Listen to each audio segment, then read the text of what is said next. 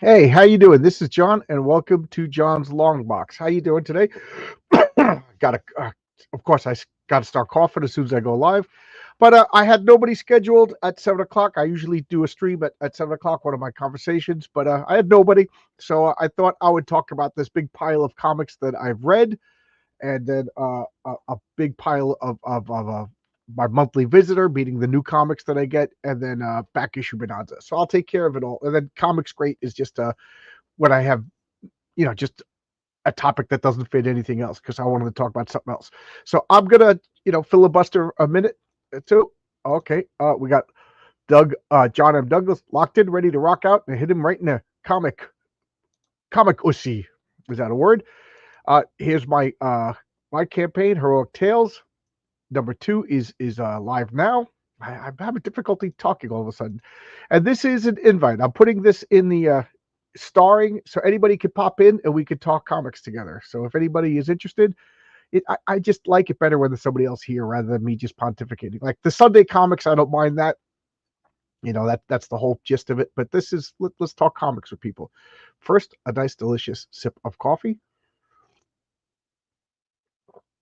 Pre-tariffed Tim Hortons. Hey Ernest, how you doing? Good to see you. I love that Green Hornet. As long as it's not Seth Rogen Green Hornet.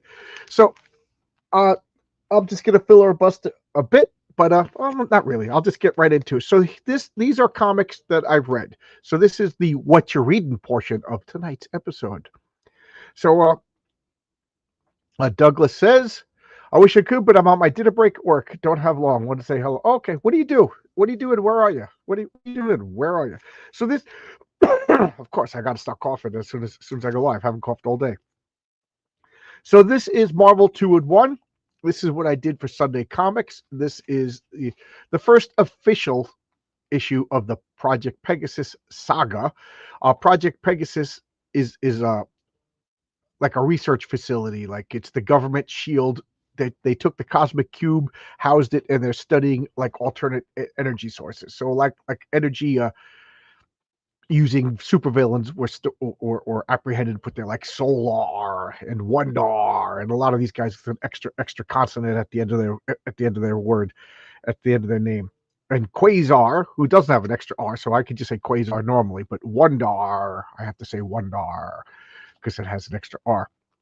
But Project Pegasus was created in issue 43, and then they kind of didn't talk about it for 10 issues, and now they're brought it back. And I think the next 6 issues. So this is what I'm doing on Sunday Comics for the next couple of weeks. Is this little, and these are, you can see they're kind of beat up. These are I bought these off the rack when I was a kid. Man, look at that. Look at that. That's John Byrne and Joe Sinnott. Just classic. Just classic. Okay. Oh, we got Garfield's Bizarre Adventures. How you doing? How you doing, Garfield? How's everything? Good to see you. Good to see you. Wow, we got a bunch of people. Got a bunch of people. Well, we hit about 25 or so. I have a special announcement. All right, so this was recommended to me by Adam Lawson. I think one of the most enthusiastic comic book people in the world. That guy has two speeds: super fast and even faster. You know, unbelievable enthusiastic guy. So this is called Precious Metal, and I have to say this is like Mobius, but not Mobius. If you like trippy sci-fi, like European sci-fi, this is right up your alley. I enjoyed it. The art alone is really good. So Adam, your recommendations are solid with me so far. I just like this main character. He's got like one arm is just all these. They're not even tentacles. They're like tendrils, And then I don't know. I like the design of this gun. The coloring is awesome. I really dig it. So, oh, okay, Discordia. Where did this come from? I got this one of the crowdfunded cards. Discordia. Okay, so I'll put that over there. But this is Mouse Guard, Dawn of the Black Axe. I really dig these. These are so good. It's anthropomorphic mice. It's really weird because there seems to be like synchronicity in movies, like Deep Impact and Asteroid coming out at the same time, basically the same movie. But there was two comics. One was called Mouse Guard, which is this one by David Peterson, And then there was another one, Michael Ovid Oming doing the Mice Templar, and it was the same thing. It was just mice in the field, like instead of knights. Whereas I know this sounds weird to talk about anthropomorphic mice, but Mice Templar was more mystical, and this is more historical.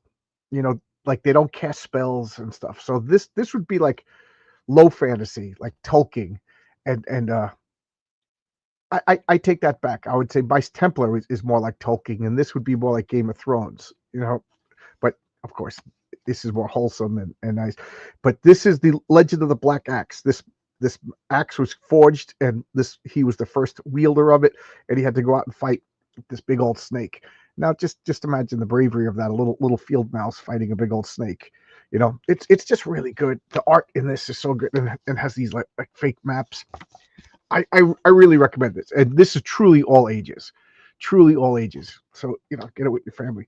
All right, this was The Mummy. This is what company is this? Oh, Image. They're doing these Universal monsters with like a modern spin. I like them. I got the first issue of all of them, and then I forgot to get all the second issues, so I got to catch up. But so far, I really like the Creature of the Black Lagoon, and you know, just like they're all 4-issue series, and they're different spins on them. This is just like the Mummy's the creature that I know the least out of all these Universal monsters. So you know, the father is a Egyptologist, and the daughter's like living in a repressed like British the 20s, living in Egypt, and she's not allowed to associate with all of her friends who are all native Egyptians, kind of thing. It's that kind of story. I like it. I like it. Okay, here is a real creepy, disturbing guy, Eric Larson. Oh, we got a comment. Oh, we got Marcus. Hey, Marcus, how you doing? Again, uh, here's an invite if anybody wants to pop in and talk. You know, this is supposed to be an open invite show if anybody wants to pop in and talk. Old Dirty Fatty says Peterson proves that good storytelling is about the quality of the storyline, not originality or the novel of the storytelling. To tell the truth, I don't know if I agree with that completely, but I do agree that I really love the comic. I agree that it's wholesome. I love the art. I love the historical detail, as weird as that sounds, being that the anthropomorphic mice. But I don't know. I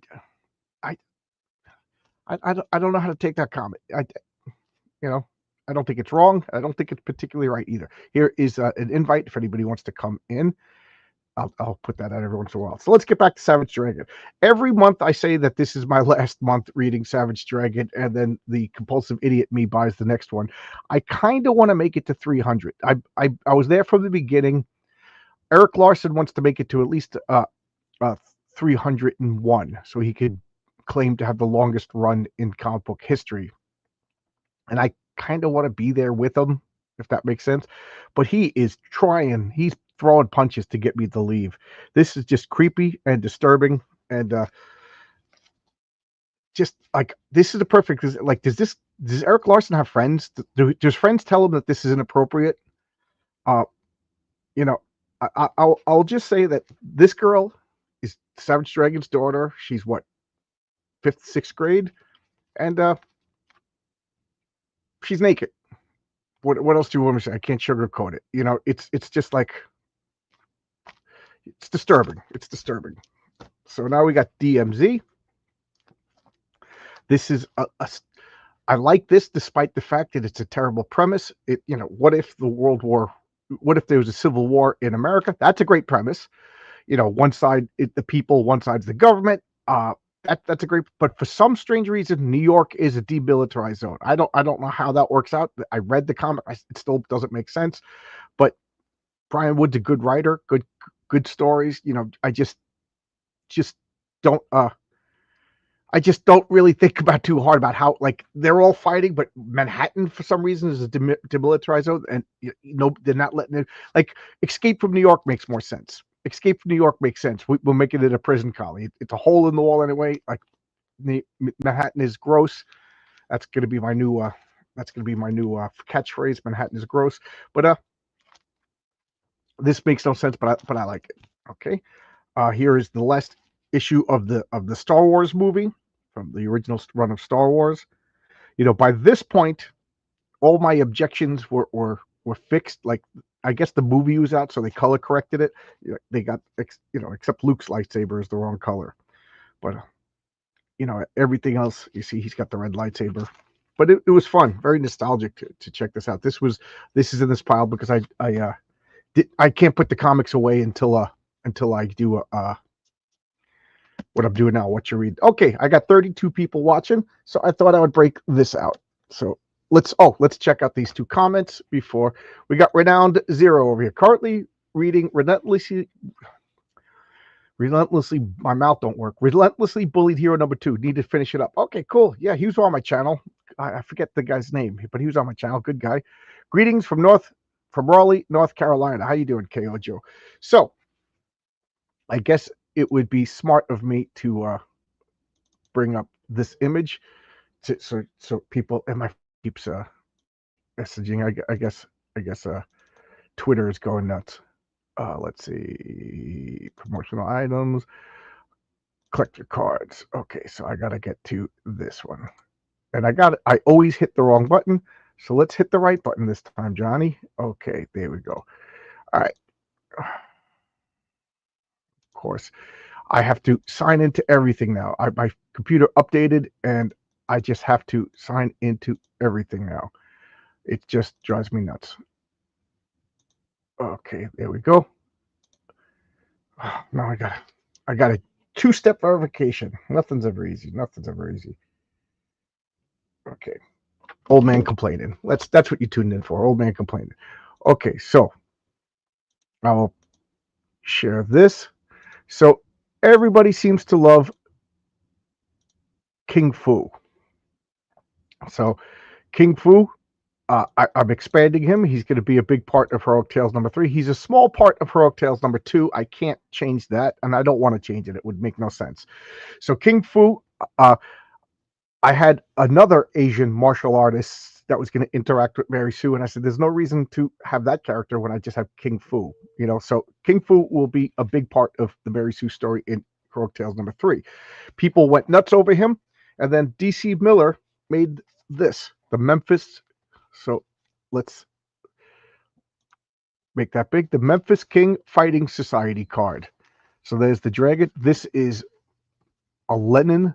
Oh, I wish you could feel how good this is. This is a Lenin card. So it's the Memphis King Fighting Society. And down on the back, be it known, you sign your name, is a chartered member in good standing of the Memphis King Fighting Society, and is thereby entitled to all adulation and admiration of lesser mortals. It's signed by King Fu. These privileges are not transferable. So here, and this is my favorite, Blue Suede Bruise, King Fu. So these are membership cards for the. This is the Tennessee Dragon. That's King Fu's emblem, and these are for sale. I will put them in an 4x6 envelope, and then I will seal them I'll seal them by knocking over the phone. I got these envelope seals. Of course, I can't get them out, so I'll seal them with these, and then I'll put them in the mail. So what do? PayPal. I got to turn off this camera because I hit it. Stop the extra camera. Present the extra.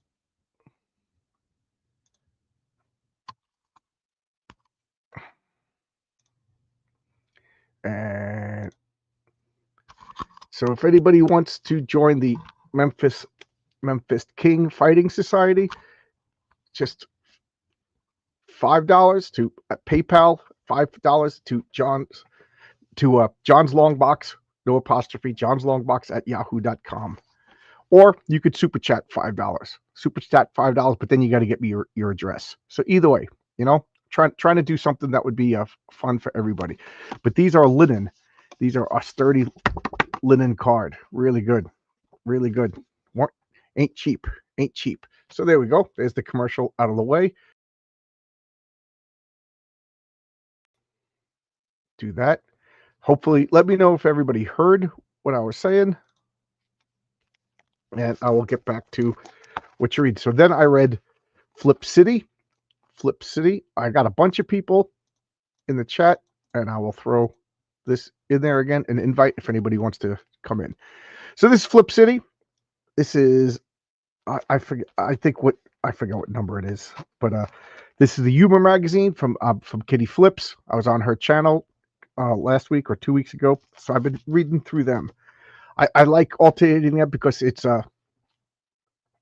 it's humor, and then I could just read something serious and then go to humor. It's nice breakup. This is number 1 of the second series of Mr. X. You know what's funny is I did Mr. X for issue. Well, we only ended up talking about one issue with Narwhal and Jason Sandberg. So I reread the first series, and then I realized I had all the second series, all the miniseries, and I had never read them. So now I'm finally finishing reading Mr. X. A very influential comic for heroic tales. King Fu. There we go. King Fu.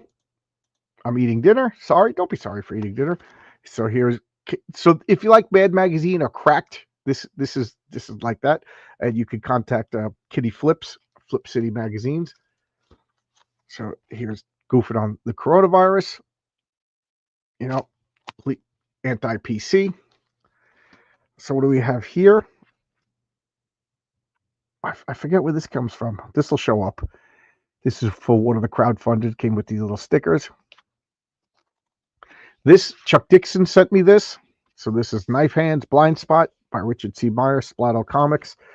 I already had a copy, but he sent this to me, and reading this is the same as not reading it. I'm sorry, Chuck Dixon, but this art is so bad I can't tell what's going on, and the less I talk about Splato Comics, the less aggravated I get. So this is the last issue of the first series of Mr. X. Okay, Tony Grigo agrees with me. He loves Mr. X. So this is Bill Sienkiewicz, 1988. Mr. X. This is Mike Kaluta. Look at that, Mike Kaluta. For those of you who don't know Mike Kaluta, he was just a great. My introduction to Mike Kaluta was the hardcover Shadow comic. I love that.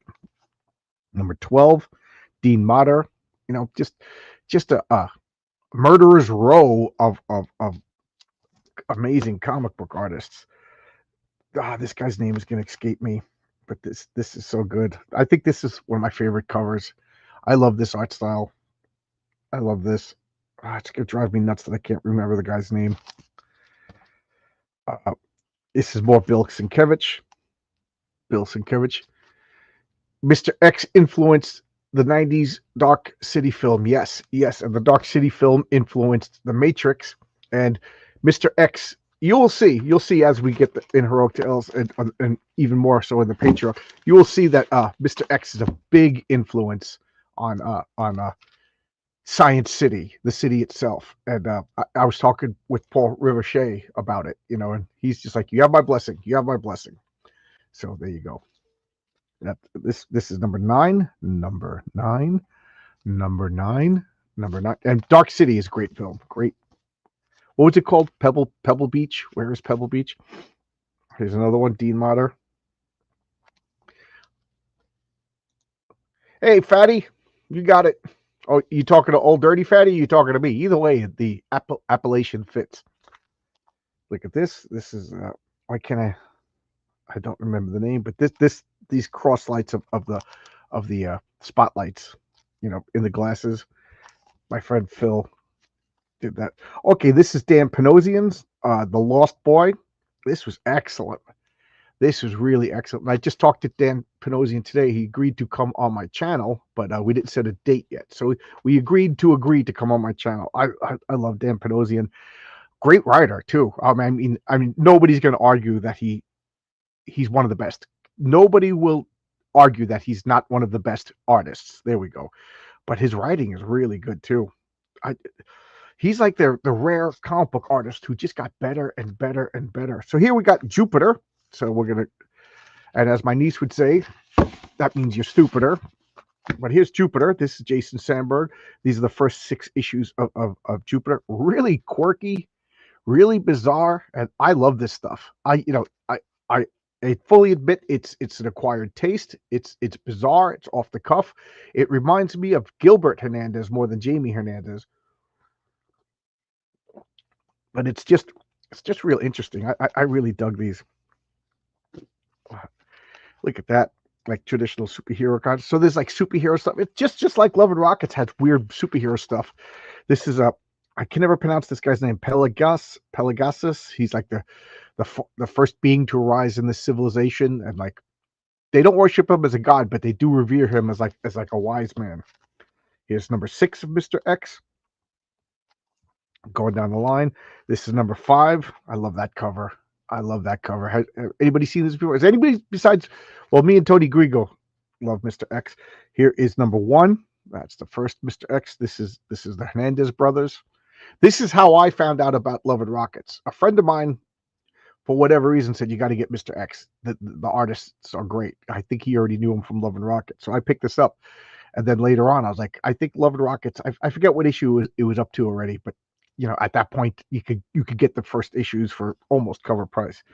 Oh, okay. So this is the first Project Pegasus.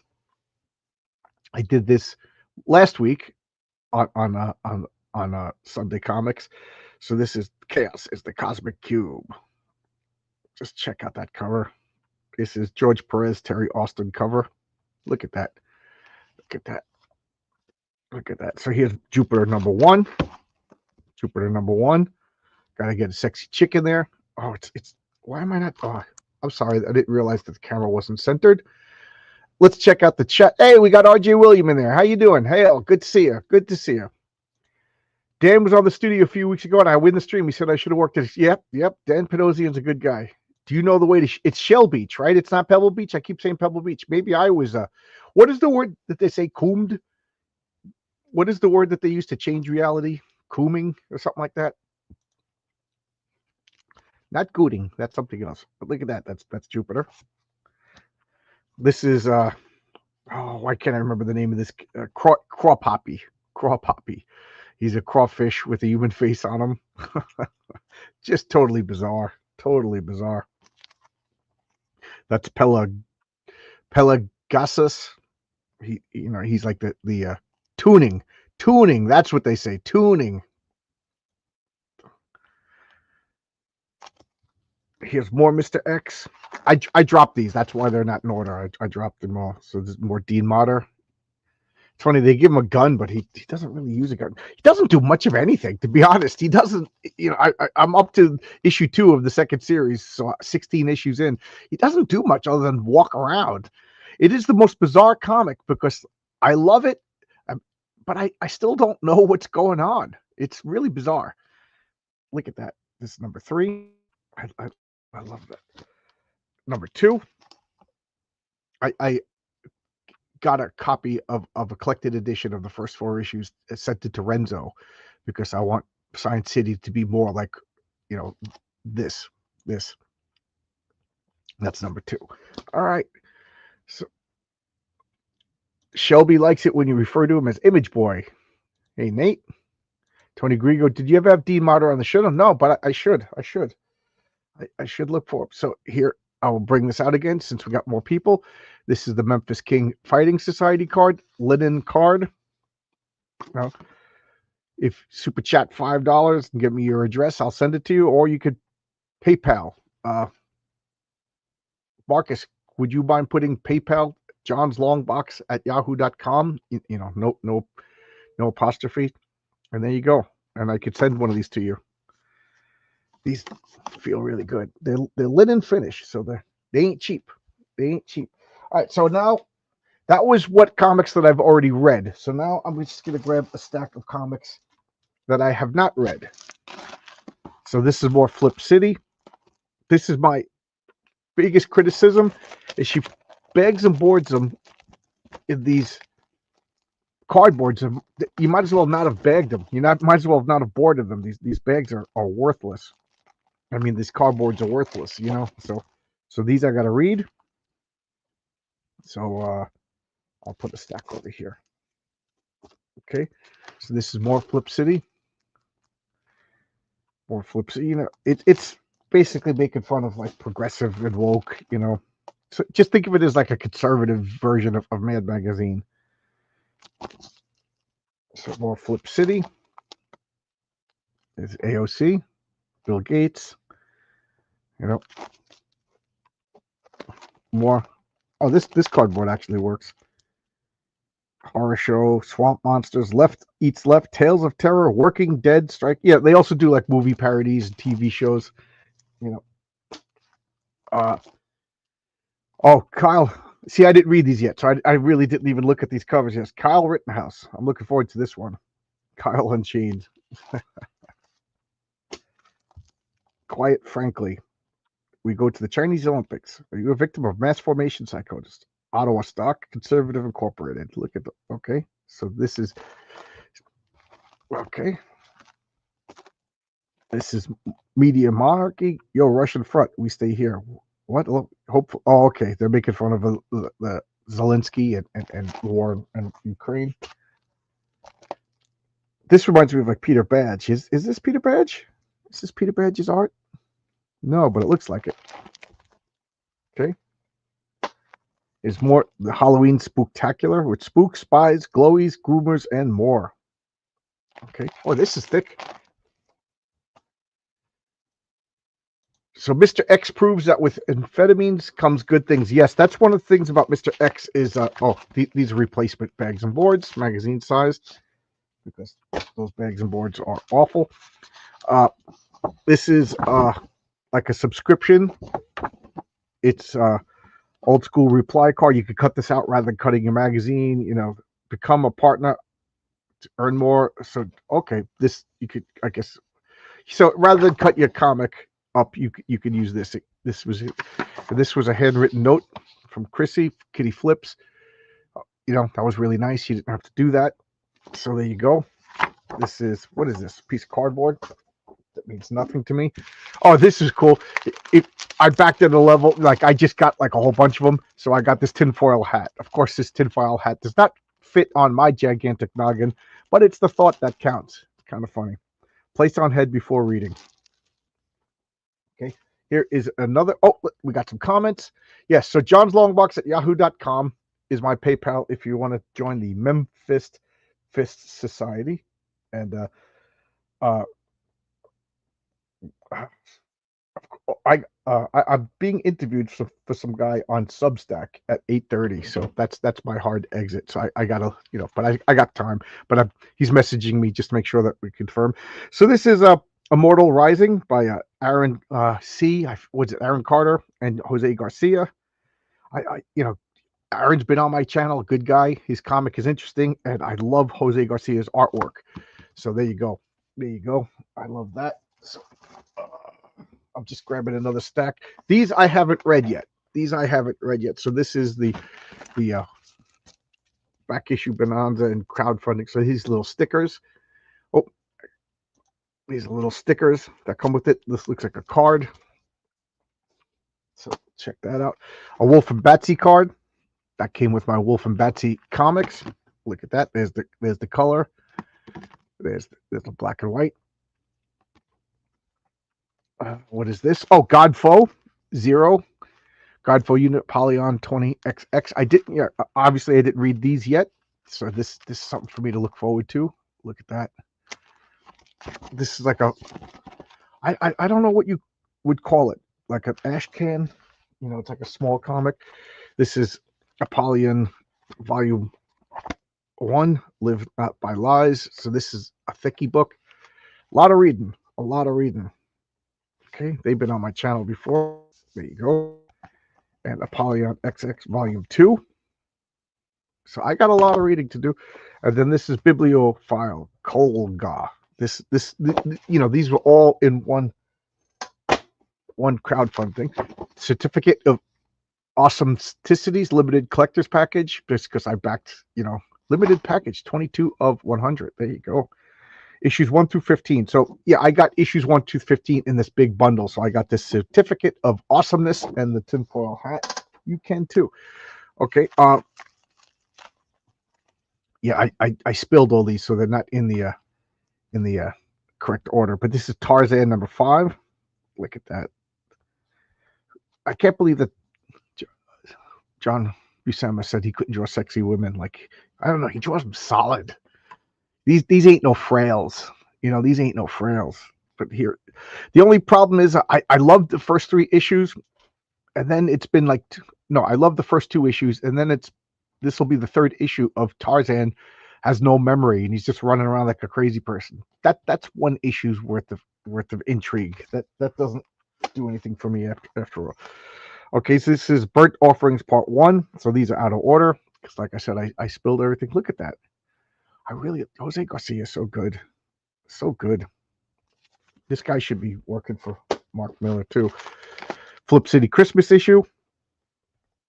Divine Retribution's Dirty Dozen. Hospital Hijinks. When we get caught in an incel riot. What is this? Oh, an art print for Apollyon 20XX. It's upside down. There we go. Little spooky ghosts. Spooky book. Oh, there's comments. Let's see what the comments are.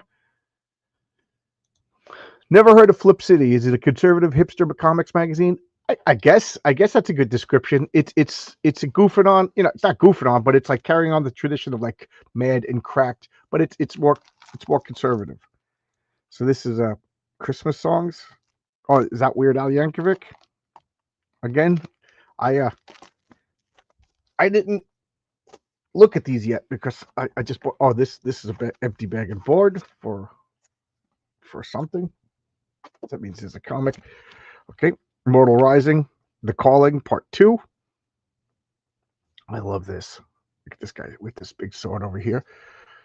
I know you said no on Dracula, but would you ever consider using Count Orlok? What do you mean? In my stories? No. To be honest, I don't want to use any existing characters like that in my stories. Oh, you don't need to see my credit card statement. I like Count Orlok. I do have a vampire story in mind that I want to tell, but I'm not going to use Dracula. I'm not going to use any known vampires. I want to use Frankenstein, but I don't want to use Frankenstein. The monster. But I just have a hard time using other people's creations in my comics. It doesn't mean I don't like them. I actually love the Dracula story, but I want to play with my toys, if that makes sense. Oh, I see. Best in Base Sphere. I'll check it out. Okay, yeah. You could go on Twitter and Kitty Flips, and tell it John's Longbox sent you. Tell it John's Longbox. John, did you see the Megaton Man anthology campaign from Dan on Kickstarter? Got approved. Oh, it is approved now. It includes 2 artists from Comicsburg, Grant and Isaac. Oh, okay. I thought it got bumped. I thought they rejected it. I was kind of hoping he would go to Fund My Comic. But yeah, I'm a big fan of Don Simpson. As you know, Herrenberg, if you're friendly with him, tell him I asked him to come on the channel, and he kind of was like, "What are we going to talk about? I'm tired of talking about the same old thing. Submit an itinerary." I'm like, I don't know what I'm going to talk about. I don't know. What's an incel riot? I'll let you know when I read it. Wow, I've been checking out their website. If Ed Piskor was still alive, he probably would have short-circuited his brain. What, like hating it or liking it? I sad to say, I don't know anything about Ed Piskor, and once he died, I didn't want to jump on the bandwagon. So I was quiet. I thought it was a shame what happened. I thought it was horrible what happened, but I don't know the man. I never watched his channel. I wasn't going to pretend that I knew anything or had any special connection when I didn't. That was like when Kurt Cobain died. All of a sudden, all the people, I've always loved Nirvana. I'm like, no, you didn't. So I wasn't going to do it. Although I do have his Uncanny X-Men. I forget what it's called.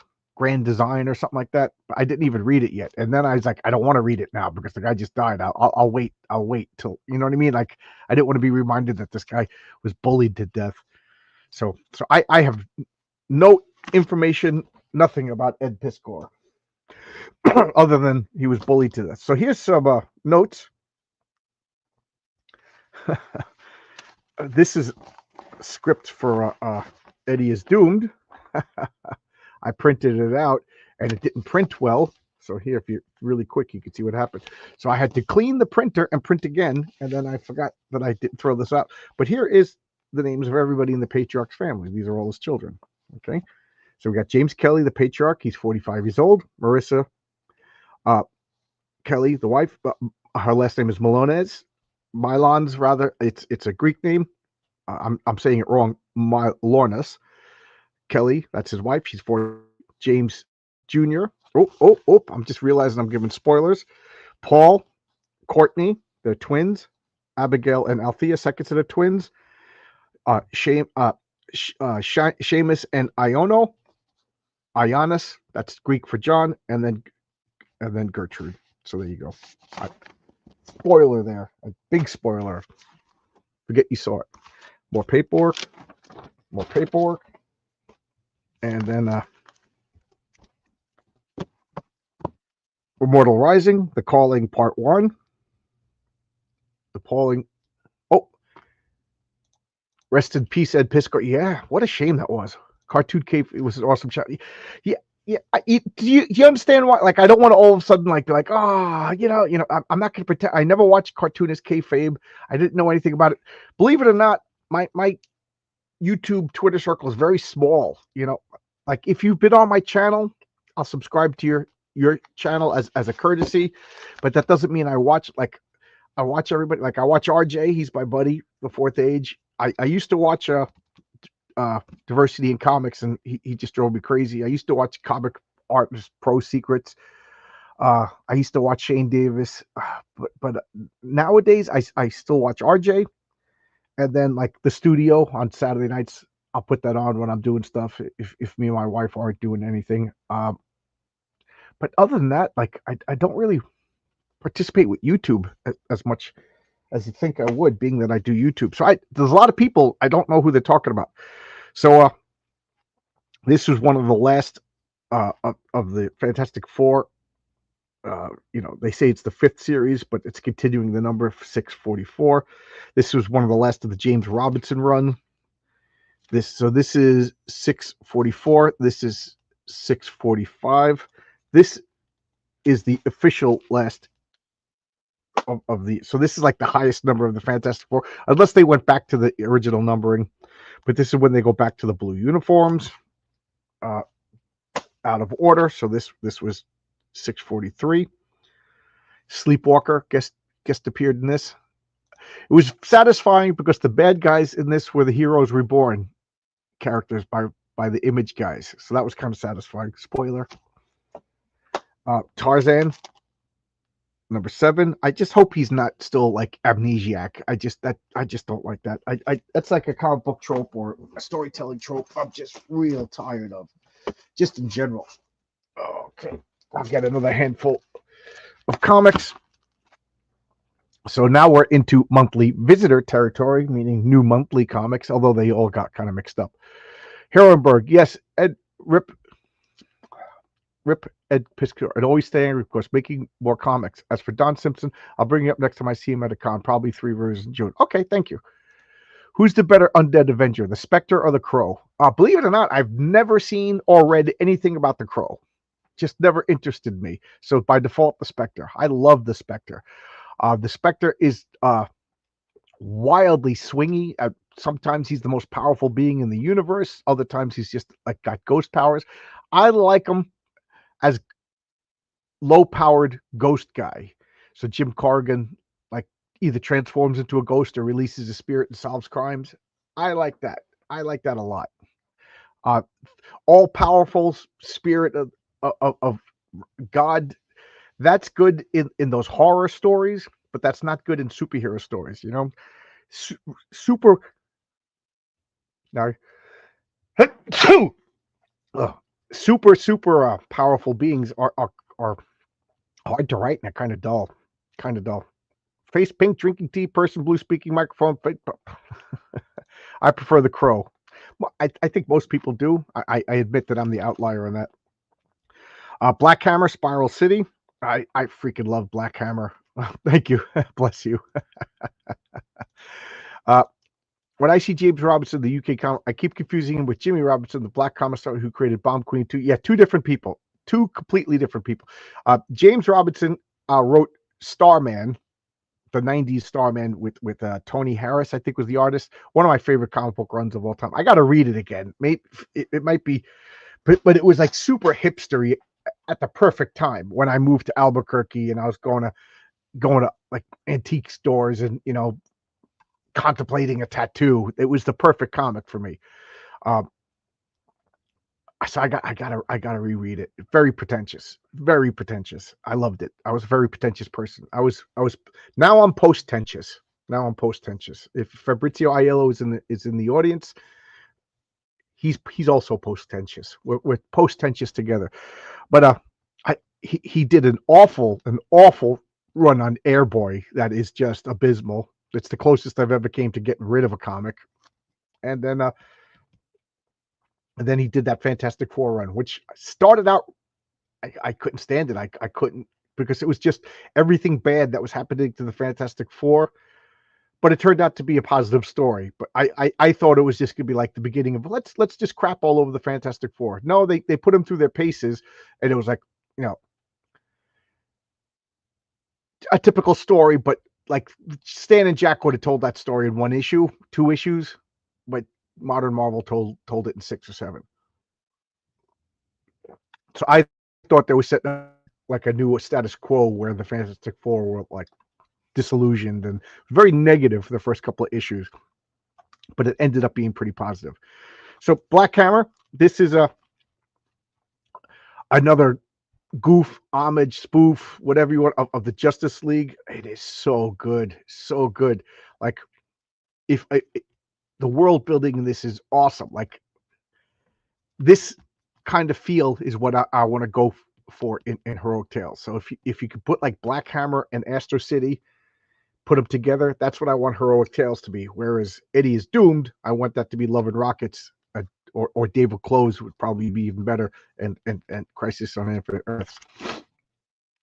This was there's a spin-off 4-issue series called Dr. Star, but the collected is they couldn't call him Dr. Star for some reason, so they changed it to Dr. Andromeda. It is one of the best comics I've ever read. Oh my god, it's so good. Dr. Star, it's so good, and it's Black Hammer, Spiral City's version of Starman. So go figure. Starman's one of my favorite characters in the Justice Society. So there we go. We got Hack and Slash and Body Bags. Didn't read it yet, obviously, and I don't even know if I have the issues before these. But I'm a big Tim Seeley fan. I've been getting all of Tim Seeley's comics for like 20 years. So he does Hack Slash. That's Cassie Hack. Slash is this big monster, and they go around. They fight. They fight like they call them slashers. Like Jason, Freddy, Michael Myers. They fight them. And then this is I think her name is Panda, and then she has a big part. So I guess the next issue will probably have the guys. But let's face it, we all want to see the chicks. So this is Mark Miller's Nightclub 2. I have a big stack right here, and it's all the Mark Millers. I gotta read them. I'm gonna start reading. Maybe tonight I'll start reading Kick-Ass 2. Kick-Ass 1, it was so good. I forgot how good it was. So here we got Raising the Dead, Nightclub. What have we got here? We got Redcoat number 9. I gotta check my inventory to see if I could, I might be missing an issue or two. I'm really digging this. And spoiler alert, I woke up yesterday with 2 fully formed stories. I've been mulling these ideas for characters. One character I've had for 20 years in my role-playing game, and one character I just, the name just came to me. Where was I that I was looking online when I was looking for these cards. When I was looking to get these cards made. And I was like, oh, that's a good name for a superhero set in colonial America. So these 2 ideas. So I gave Luke a choice. Do you want to do the colonial America story, or do you want to do the modern story? He chose the modern story. So the colonial story, anybody, will be, I still want to do it. I'm trying to think. I think Cooper is the only telepathic bunny. I think is the only person who knows the plots of both those stories. Space Usagi. I gotta say I like the regular Usagi Yojimbo, the samurai stories better than the space ones, but anything Stan Sakai, I'm a big fan of his. Big fan of his. More Magic Order, kind of interesting cover. Look at that cover. It's kind of cool. Kind of cool. Geiger, the Unnamed. What is that? Lady Geiger? Lady Gaga Geiger? I just love Gary Frank's artwork. So good. So good. I love just a good cover. I'm so behind. I'm so behind. Now, the Patchwork Girl of Oz, Otis Frampton and Trace. This is number 3, so I got to get 1 and 2. I love the Wizard of Oz. I talked about that before. The Peter Pan and the Wizard of Oz are like books that I'm very protective of. I don't know why. They're just like very personal to me, and I think about them a lot. And of course, I like everybody else in America. I saw the movie of the Wizard of Oz first, read the book, got the comics. So Marvel did, like Eric Shanower, I think it was, did a series of them. So this is continuing. I just love the Wizard of Oz, and Wizard of Oz, it will be playing a big part in Heroic Tales at some point if I get to the future. It's not the future, but like in the comic series, when I introduce my magic character, or maybe the architect. Yeah, what am I talking about? The architect who designed Science City is inspired by Mr. X, except he's a wizard. He's a full-on wizard. Whereas Mr. X we still don't know who Mr. X is. He pretends to be this guy, pretends to be that guy, but at one point he was the architect of Radiant City. But Ian Strange is a full-on wizard who designed Science City as a magical glyph. And it's basically a ritual, magic spell, but they didn't use the right reagents. They didn't use the right components when they made the city. So the spell went wrong. And that's why people go crazy. But he learned some of his from the secrets in Wizard of Oz. So you guys got some secrets. This is Babs. I don't know anything about this other than it's Garth Ennis. I'm a Garth Ennis fanboy. So, when I become a fanboy, my definition of a fanboy is sight unseen. I get you books. Oh, there's a lot of comments. I'm sorry, guys. Where are we? RRTNZ. Hail John, I like the Black Canary universe. Yes, it's an homage. Is it an homage to Kirby? Because it's all DC stuff. It's all Justice League and everything like that. But it's an homage to like Silver Age comics. Jeff Lemire worked on Cosmic Detective, which I'd like to purchase later. Okay, I didn't know about that. I got to check that out. Black Hammer is pretty great. It's a bit like Lemire's Astro City. Yes.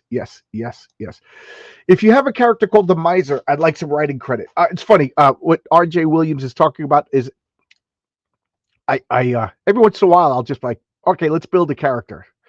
But the Miser, in my mind, is completely different than anything anybody else put out there. Of course, I'm not going to spoil it, but the Whistleblower, I'm not going to use. The Whistleblower, it was another one. I said, everybody build a whistle. And I got a kick out of everybody's different, and they all fit. That's what I liked about it. But my Miser is completely different, and I don't want to spoil it. The Black Hammer stories humanize the super characters, but don't deconstruct them into a parody or nihilism. Not like absolutely. That's a good way to describe it. Good way to describe it. Yeah. Did you say Lady Geiger? Yes, I did. I did say Lady Geiger. I don't know what that character's name yet. I didn't read these comics yet. I tried Geiger when it came out, but I wasn't super into the concept. The cover looks fierce, though. Yeah, these what the hell is the name of these? Ghost Machine comics. They're high concept. They're high concept. And so, like, if you can't buy the concept, I think it's tough to get into. And I think that the toughest one to get into is I can't think of the name of it. The animals one. What's the name of it? The Rook? Yeah, the Rook. That's the toughest. To me, it's like these people colonize these planets, and the corporations that terraform the planets ran out of money. They're bankrupt, so now the planets are returning to their default state, and people can't live there anymore. That is a comic book right there. But now there's animal wardens who have the powers of like. It's like, dude, two concepts. But what do I know? Oh, I already said that comment. Okay, so I'm all caught up. So Babs. Okay. Saga. I think I'm about 5 or 6 issues behind. I'm missing an issue, so I got to get it. Fiona Staples, Brian K. Vaughan. They what I read up to like what 65, I think, and then they went on hiatus, and that was the best thing. They were getting stale. They get this comic is like, we love the smell of our own farts. Very pretentious, very pretentious. Bonus points if you could find. I have a letter published in one of the issues, and they didn't like what I had to say. The Lost Pages tome by Phil Diaz. Look at this. I just got this the other day. This looks awesome. The Lost Pages. That looks awesome. Oops. The Kill Journal. Adam Lawson and Jason Krager. Look at that. That looks awesome. I'm saying awesome a lot. I'm sorry. M for mature. That is just so cool. And here we got Psycho Slumber. Diaz, Lawson, and Gideon. I can't wait to read these. These look really good. Look at that. I never saw this before. Wow. That looks good. That looks really good. And then this is the last. Why did I put that there? So this is more Lost Pages. Lost Pages 3. Man, I like this art. I didn't really look at it. I just backed it. That Jasmine Stone and her brawler imaginary friend Krim. So I guess this is like Body Bags and whatever that guy's name is, and Hack Slash. Okay. Oh, so here are more Mr. X's. I didn't read these. So this is Mr. X Christmas Hanukkah story. Raised Expectations plus Electropolis. These are more recent ones. Mr. X, Dean Martin's Mr. X. I forget the name of this series. Yeah, that was a 4-issue series. And then another 4-issue series. I got all 4 of these bundled together in a bag, so I got to separate them. But this is the chronological order. I didn't. And Eviction, I think, one of 3. And then Hard Candy, I think, is the most recent Mr. X story. So that brings us up to everything that I have. So let's check the comments again. Yes, I did say Lady Gaga. Babs is a Red Sonja parody. So, okay. Like I said, I just see Garth Ennis. Boom, I get it. Garth Ennis is one of those people. I just get it. I don't see. What about a character called the Heat Miser? It's been done before. Some names are just too. He'd siphon heat out of everyone. That was a good band too. Excuse me. Some names are just, you can't use them because they're too tied to something. Like I can't use Heat Miser. That's Rankin and Bass. You know what I mean? And here is a link if anybody wants to join in and talk. Like, you can't use Batman. Like, even though it's public domain, I'm not going to make up a new Batman character. But like, I do have some. Like, I have a character called the Raven because I don't think when I say Raven, there's still enough room that you don't immediately go to one guy, you know what I mean? One character, one woman, but there's certain names that are just taken. And Heat Miser is one of them, if that makes sense. Let me know if I'm talking nonsense. Am I talking nonsense? I pretty much am. Question. Knowing Williams Elementals as we do, if you ever passed on the rights, which modern writer would you pick to resurrect Joke the series? Willingham. I want them to go back to Willingham, but he doesn't have the rights. The rights were taken out from under him and then sold. And I keep hearing back and forth that Comico was kind of like got involved in the mob, and that guy took too much debt, and then like basically the mob owns him, and they probably sold him. What are the mob going to do with the rights to the Elementals? And I think one of the things is Fathom. Michael Turner's Fathom was the name was taken. So like, even if he got the Elementals back, the name Fathom is Michael Turner owns it. I heard that. I don't know if it's true. I don't know if it's true or not. But there we go. So anybody want to pop in? Anybody want to say anything? I'm gonna put these Mr. X comics over here. Is there anything else? I know I got something else that I can't. Oh yeah, I got this. Remember I talked about I got a Private Dance. Remember I talked about on Kickstarter I get these comics. It's about a couple that goes to a strip club. Well, this is a spin-off of it. Um, I didn't read this one, but I do like the Private Dance.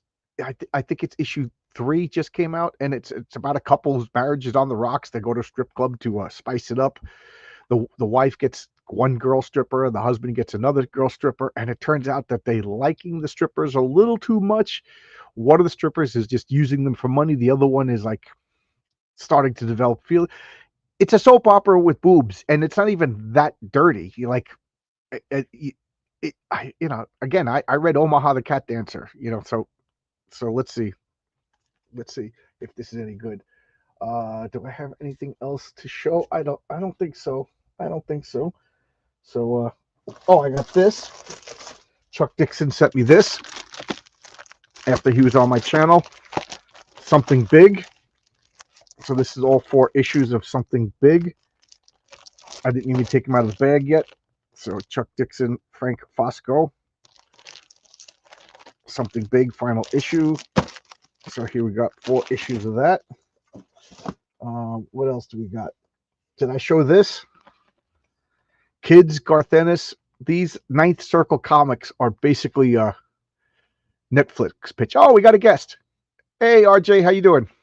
Ninth Circle comics are basically. Hey, how's it going? Sorry, I was having some trouble trying to connect to my earbuds, but I could talk to you on speaker. Can you hear me okay?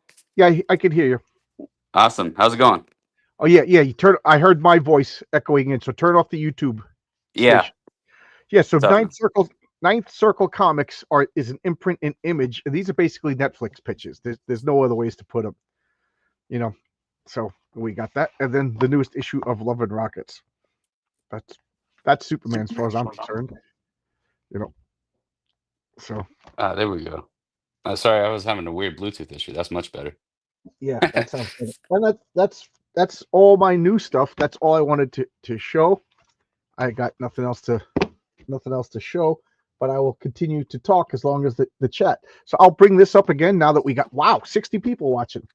So we only had 30 when I talked about this. So this is a linen finish card. I don't know if you could hear that, but this is a linen card. It's the Memphis King Fighting Society, and this is the Tennessee Dragon. Yeah, that's pretty cool.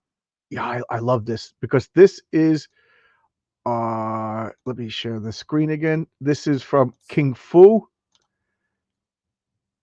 Here we go. This is a character that when Renzo, of course, drew it, I created the character, and then Oscar colored it. And people went nuts for this character to the point where I'm expanding his role in the next issue of Heroic Tales. So DC Miller is making an ad. So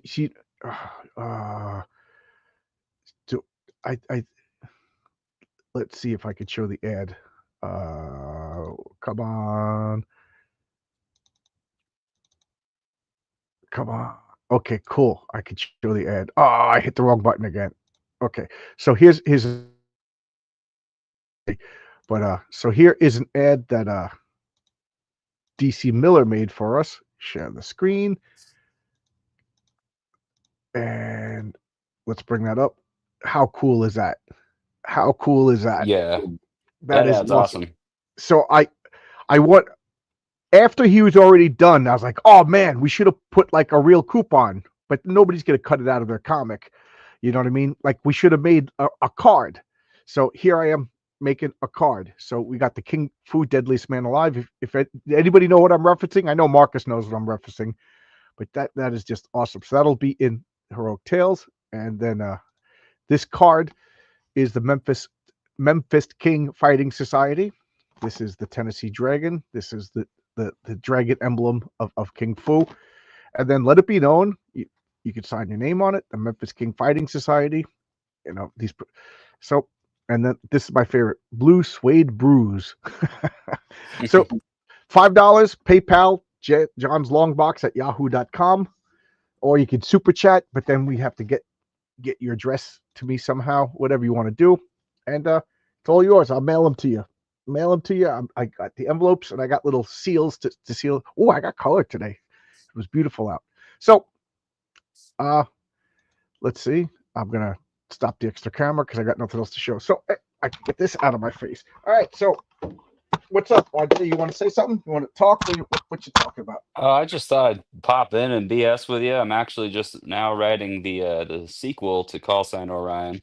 Oh, cool. Um, hopefully it's a huge success and we keep the momentum going, but I want to have a story ready and I'm having a lot of fun with it and listening to your YouTube channel. Thought I'd just pop in, take your Yeah. invite.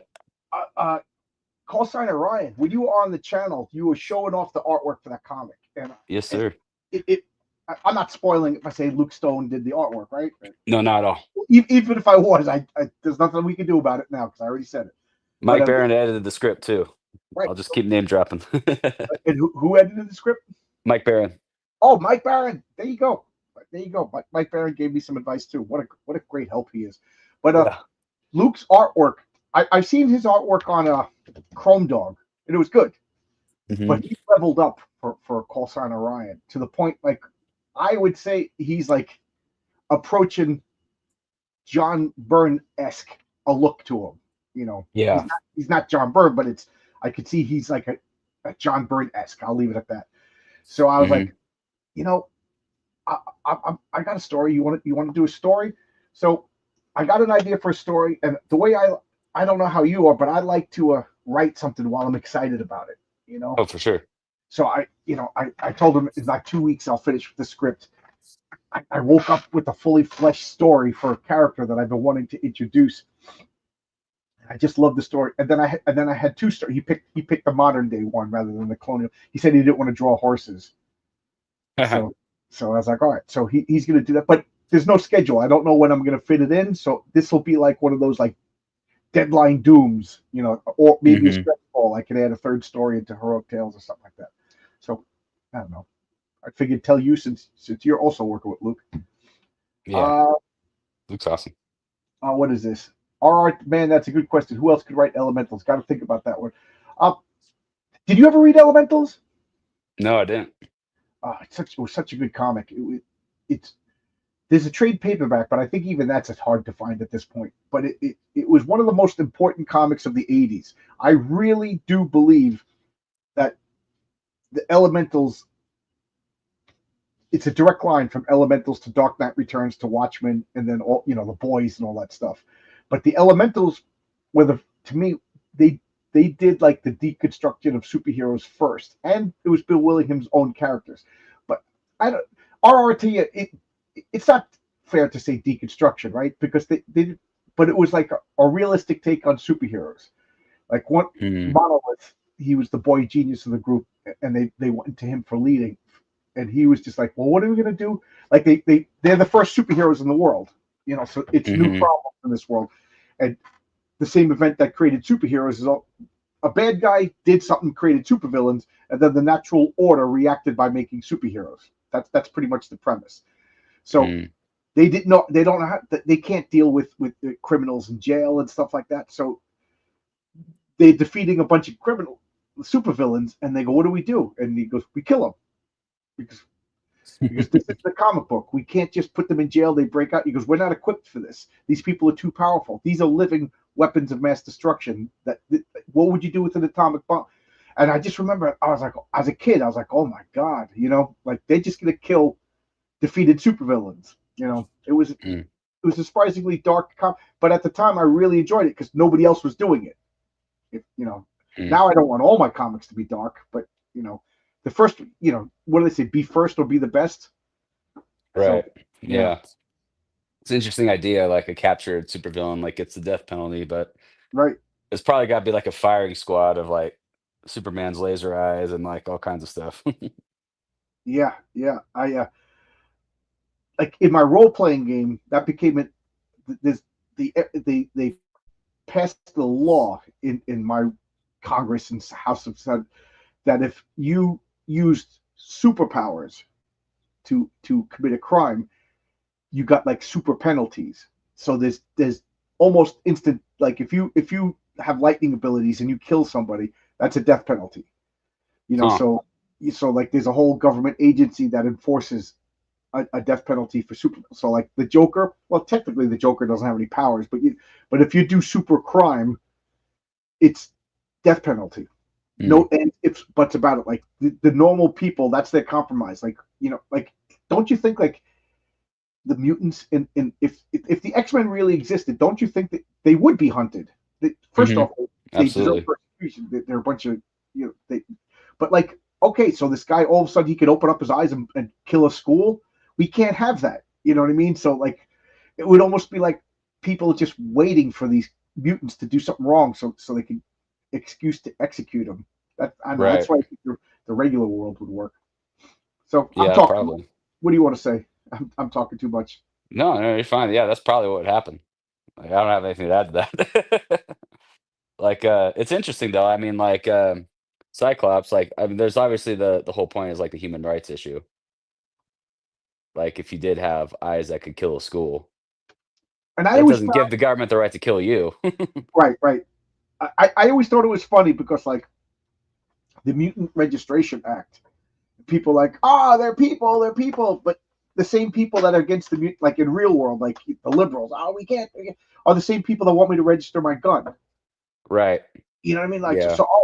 so if I buy a gun and you know I got to register, but if I have laser beams that could destroy a mountain, it's wrong to be registered. It's just a gun that comes out of his eyes.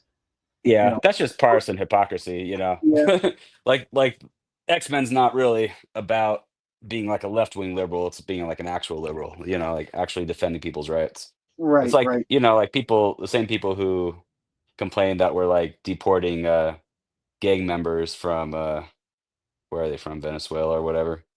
Yeah, Trinidad else, or where El Salvador. yeah, all over the place. MS-13, all those guys, like we're deporting them and then like they're complaining, but then like they also supported January 6th Right, protesters being locked up without trial, and Obama wasn't he called the deporter in chief? He deported something like over Yeah, a but it million. was okay when he did it. Right, right, right. That's why it's a joke. That's why it's a joke. And Yeah, I also notice if we can get political for a minute, I guess we already did.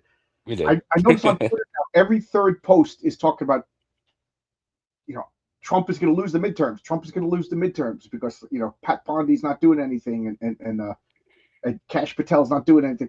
And I'm like, yeah, I was getting all bad. And I'm like, wait a minute, I'm being psyoped. This is like the opposition conditioning Mm. me to either not vote in the midterms or vote against Trump in the mid. I'm like, oh wow, I fell for it. I'm getting psyoped now. Like this, Trump is in my mind isn't doing enough fast enough for me. I want to see I at the list of losing people's subscribers. I want it to be that people are so ashamed to admit that they're Democrats. That's how bad I want it. I want people to be like, Mhm. oh man, yeah, I can't believe I was a Democrat, or like, no, I was never a Democrat. That's what I want. I want it to be that bad, to the point like they make up there's a new political party, like we're the neo Whigs or something like Right. that. We're almost there. That's what I want. That's what I. So yes, I'm disappointed, but who am I going to vote for now? AOC, Bernie Right. Sanders. They still have a bunch of clowns. Right. Uh, I mean, I feel like we're almost there anyway. Yeah, please come on, come on. I want to see perp walks. I want to see perp walks. I want to see people going to jail.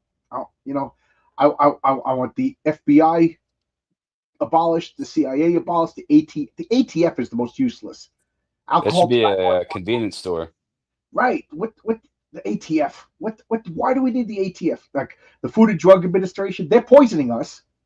They're Yeah. poisoning us. The AMA is giving us crap medicine. Like it's every government organization that's doing stuff does the opposite. I got there was a Supreme Court case that said the government can't take away your rights and then license your rights, but we just accept that. We yeah, Right. I got to get a fishing license. Mhm. Why? Why do I got to get a fishing license? You know, just to get that's to get food. That's like saying you need a license to collect to distill water. You know what I mean? Like all of these liberals, like it's a human right to have a house. It's also a human right to go outside and fish. You know, Yeah, drink raw milk. drink raw milk. Yeah, yeah, this is gonna get me in trouble. But that mayor in California, that's like, yeah, give them all the fentanyl they want. I'm like, it would work. Now, is it ethical? Is it moral? That's a different question. But yes, it would solve all the problems. So, do you have any superheroes in your comic, or is it like space jockeys? It's yeah, it's all space. I mean, the alphas, because it's science fiction, it's 1,000 years in the future. The alphas are like kind of the Navy SEALs, but they have biological enhancements available to them.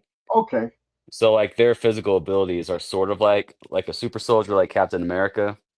okay, Um, enhanced physical abilities, but enhanced intelligence too. But they're not technically superheroes. It's still a science fiction with just lots of action in it. yeah. Well, I mean, 1,000 years in the future, geez, in my lifetime, I never would have imagined self-driving cars. You know Right. what I mean? So I could only imagine the level of technology 1,000 years in the future. And Courtney's Fellowship of Oddballs, good to see you. I haven't seen you in a long time, Courtney. How's everything? What is RRTNC? Any fans of wild cards? People forget that GM did superhero novels. I only read a little, but it was a good ahead. I never heard of it. I didn't know he did superhero novels. This is the first time hearing it. One should not need a license to keep city chickens either. I felt so bad. I was living in Flushing. It's funny that you said that.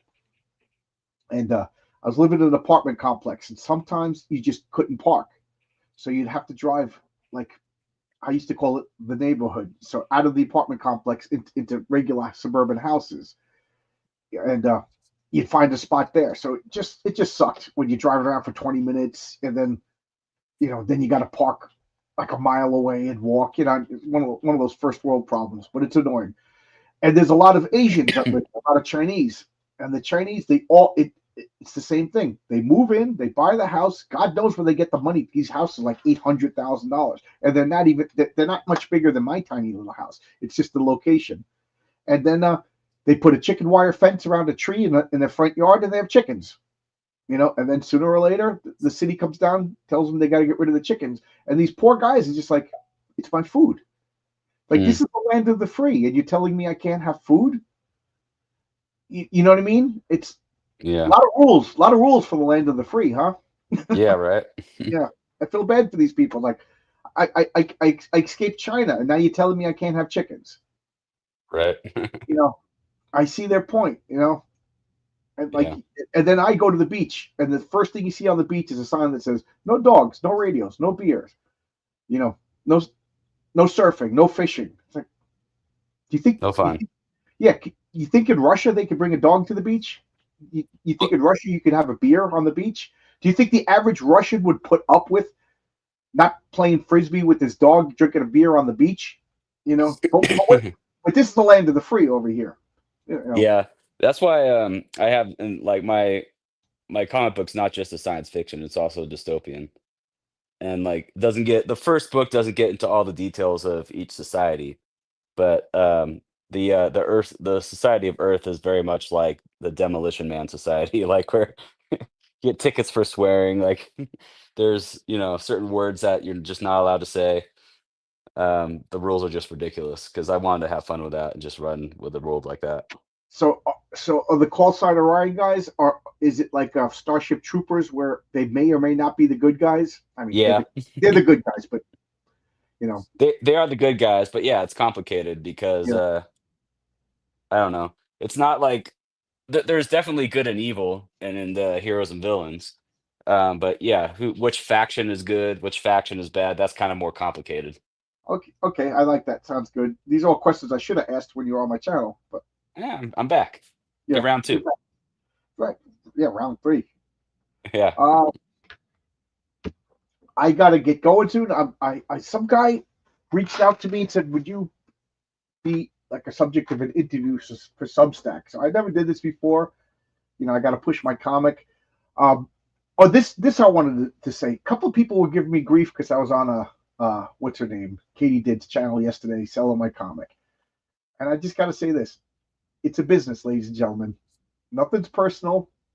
I got to sell my comic. You know what I mean? Like, I got this hot dog push cart. You got a store. You got a corner for me to put this hot dog on. I'm gonna put it there and sell my hot dogs. Yeah, I know Katie doesn't know anything about comic books. She pretty much admitted it. Like when I said that Eddie is Doomed is about Love and Rockets meet Crisis on Infinite Earth, she was like, you know what I mean? Like, you could tell she had no idea what I was talking about. But you know what? Her audience knew comics, and they spent $200 on my comic. So every There you drop go. helps when you're a small time guy. So like, guys, don't take it personal. If a guy has a channel about plumbers and he wants to have me on to talk about my comic, I'm going on that channel. You know, Yeah. I got Renzo. He's got kids. He turned down work to work for me. That's a responsibility that I got to take seriously. So as my job, anybody invites me on that channel, I'm going on that channel. You know, if Hitler had a channel, I'm going on Hitler's channel, ladies and gentlemen. I got to sell these comics because Renzo has kids, Oscar has kids. You know what I mean? And they're turning down work to work for me. That's a responsibility that I'm not going to take lightly. So there's my response to anybody who is mad at me for going on Katie's channel. First off, I don't take too kindly for people telling me which channels I can go on and can't go on. It was no different than when now Niobe comes in and tells me to renounce Comicsgate. It's like, I don't even know who you are, and you're making demands of me. You know, I'm not too pleased with current Comicsgate, but I'm not going to jump through your hoops because you're mad at somebody. RJ Williams is mad at Courtney, so RJ wants me to denounce Courtney. Like, that's not a way to start a conversation, and I'm not going to do that kind of stuff. We're all individuals. I could get along with people that you don't like. You could get along with people I don't like. I'm not going to judge you and whatever. So there's my little ethical moralizing for tonight. I mean, that's why I like Fund My Comic. Like the only line they have is it legal? If yes, Yeah, then put it on the website. Like right. they're Is not it legal? partisan. And they don't care if you have nudity inside your book. They don't want it on the cover. They want, Hmm. you know, and it makes sense. So you go to the Fund My Comic page and you're looking for a comic book. If you're sitting there with your kid on your lap, they don't want to see anything pornographic. But Right. you want to put it inside your comic book, he's fine. You know, that's what he that's fine. And he's consistent. He doesn't care about your politics. Like you know, he's pushing to get you know, Cash Grab is on it. He was trying to get Don Simpson on it, you know.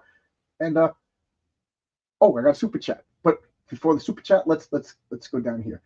Oh, a I'm lot gonna of have to run anyway, but thanks Oh for yeah, having me on. I got to run anyway. At 8:30, I'm going to be interviewed. But first off, what were the three seashells even used for? We don't know. Nobody knows. Nobody knows. Nobody knows.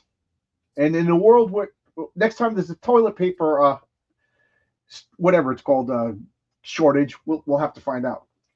You're getting Right. crap. Yeah, it's not a lot, but enough that I wanted to address it. You know, like I said, me and EVS had a falling out. If he invites me on his channel, I'm going on to push my comic book. It's I'm I'm an employer right now, and it's my job to sell as much comics as I can. First off, I need to make the issue 3. Second off, the more I sell, the more work I can give to the guys. That you got to take that seriously. If you're employing somebody either with freelance or full time, you got to take that seriously. It's a responsibility, and I take it seriously. So I got to get more work for Renzo and Oscar and Bill and all the guys that I'm paying. My theory is that within 500 years, channel will effectively rule the world, but they will have earned it. Fair play to them. I don't know about the future. Everybody's always mad at Courtney. I'm not mad at you. I'm not mad at anybody. Preach, John. Purple open box, and then we got a super chat. Here's a couple of bucks towards Heroic Tales 3. All the best, John. You're on some, and so here you go. You just earned the first Memphis Fist Fighting Society card. You know, Nice. linen stock. That's $5 super chat, or just PayPal me $5. So RRTNZ, since you super chatted, you get one of these. You know, I got to get ways to get income up. And this is another dilemma. And RJ, you could split if you want. You don't have to stay. But I got memberships, and I forgot that I had memberships. I don't know what to offer. All these other channels have like exclusive. I don't know what to offer. I'm just a guy who talks about comic books. So, I got these linen cards. So RRTNZ, mail me or email me or super or DM, whatever. Somehow get me your address. I'll put this in the mail for you first thing in the morning. You know, these cards are high quality. You'll see. They're really good. Really, I'm really proud of them. Never Very change. nice. Thank you. Thank you. Much love, and I agree, John. Never change. Thank you. Thank you. Thank you. People are like, Katie's gonna turn on you. I'm like, you know what? I have friends that turned on me. Online Yeah. friends, real life friends. If Katie turns on me, guys, you grew up in Italian in New York. You gotta be tough. Anything you want to say? Because I'm gonna shut it down now. I gotta. No, They're going to be I'm good. interviewed. Thanks for letting me jump on. Yeah. I like this. I like this. So this is what I do when I don't have a guest. Tomorrow, 7 o'clock. Oh, do I have anybody tomorrow? Tomorrow, come on. Tomorrow, I don't have anybody at 7 o'clock, so I'll probably do something like this again. But at 8:30, we have it's clobbering time, and it's writers versus artists. So what's more important? Just the classic philosophical debate: writers versus artists. And then Sunday, it's the next issue of Project Pegasus. Saturday night, I think I'm going to be on critical thinking with Wes and Aaron Sparrow. I think 10 o'clock or 9 o'clock. I forget exactly when. But there you go. There you go. See everybody. Let's see. Look up Wildcards. It's a whole hero universe. Never heard. Yeah, I never heard about it either. Or I got to check it out. Keep your friends close and your enemies closer. Said by a New York City Italian. Yeah, I don't want my enemies close. They bother me. All right. See you guys. Bye bye. See ya.